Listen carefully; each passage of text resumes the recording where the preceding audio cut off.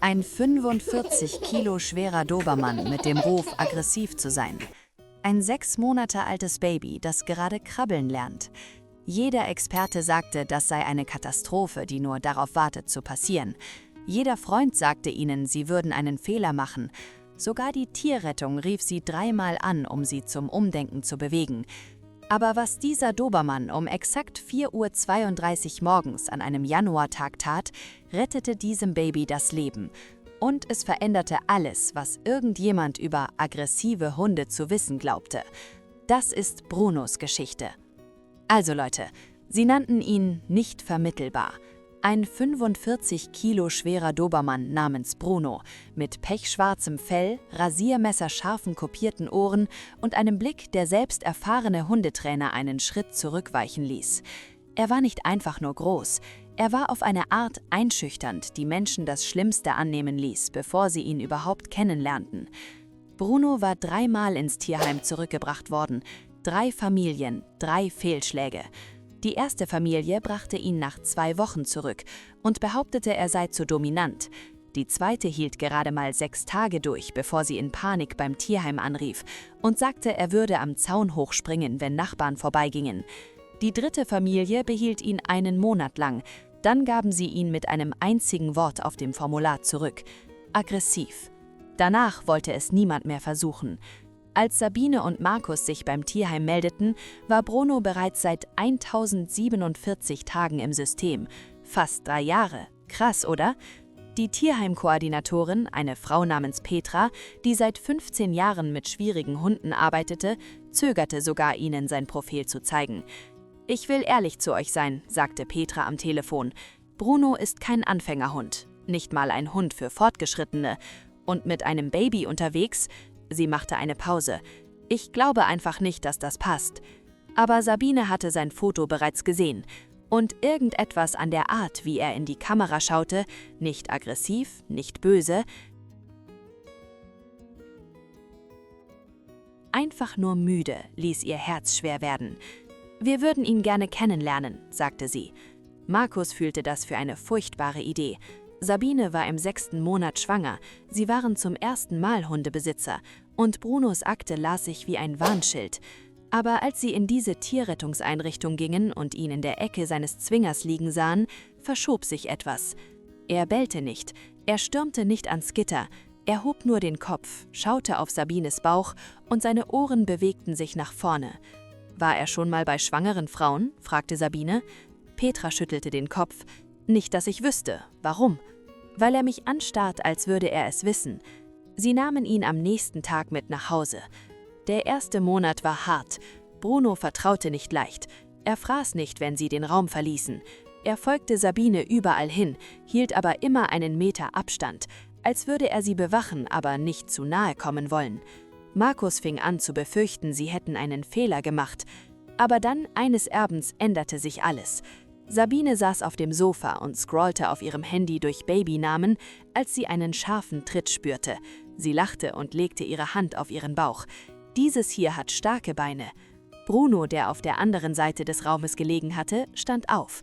Er kam langsam herüber, Ohren nach vorne, Augen auf ihren Bauch gerichtet. Dann tat er etwas, was er noch nie zuvor getan hatte.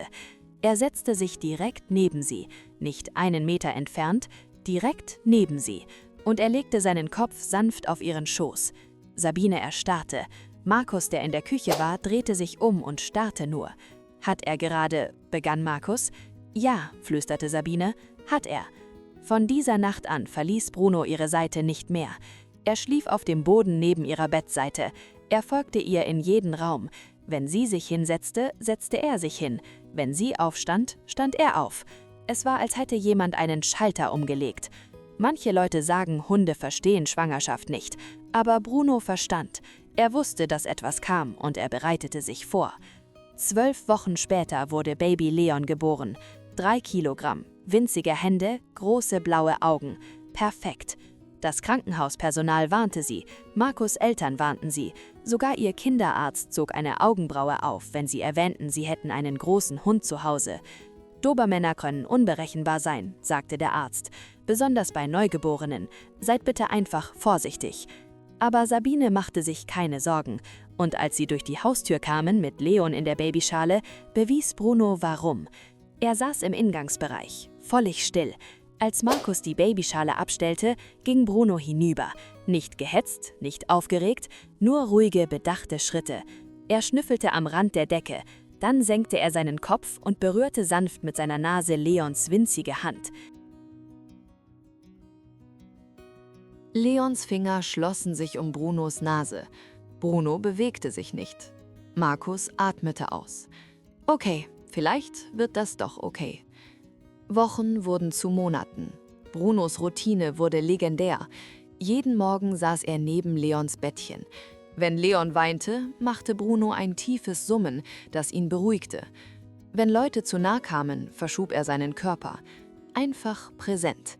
Der Hund, den 3 Familien aggressiv nannten, war zu diesem Babys stillem Beschützer geworden. Ganz kurz, wenn diese Geschichte euch berührt, der Abo-Button ist genau da. Aber der Moment, der alles veränderte, geschah in einer kalten Januarnacht. Leon war 6 Monate alt. Es war 4:32 Uhr morgens, als Bruno anfing zu bellen. Verzweifelt, unerbittlich. Sabine schoss hoch. Markus rannte zu Leons Zimmer. Bruno stand am Bettgitter, bellte Leon an. »Bruno, runter«, schrie Markus. Aber Bruno hörte nicht auf. Leons Körper war starr, Augen zurückgerollt. Ein Krampfanfall. Sie riefen den Notruf, 112. Leons Temperatur lag bei 40,4 Grad, ein Fieberkrampf durch eine Ohrenentzündung. Die Notärztin schaute Markus an. »Wie habt ihr um 4:32 Uhr gewusst, nach ihm zu sehen?« »Haben wir nicht«, sagte Markus. »Unser Hund hat es gewusst.« »Euer Hund hat eurem Sohn das Leben gerettet.« Als sie nach Hause kamen, wartete Bruno an der Tür. Markus schlang seine Arme um den 45 Kilo schweren Dobermann. Flüsterte er, »Sie sagten, du seist das Problem, aber vielleicht waren wir die Lösung.« Bruno lehnte sich an ihn und sein Schwanz wedelte, ohne aufzuhören. Nach 3 Rückgaben und 1047 Tagen im Tierheim verstand endlich jemand, er war nicht kaputt. Er wartete nur auf jemanden, der es wert war, zu beschützen. Heute ist Leon 2 Jahre alt, Bruno ist 8. Jeden Morgen geht Bruno in Leons Zimmer. Wartend, beschützend. Denn manchmal sind die, die die Welt aggressiv nennt, einfach nur die, denen am meisten etwas bedeutet. Würdet ihr einem 45 Kilo Dobermann, der als aggressiv bezeichnet wurde, euer Baby anvertrauen? Sagt es mir in den Kommentaren.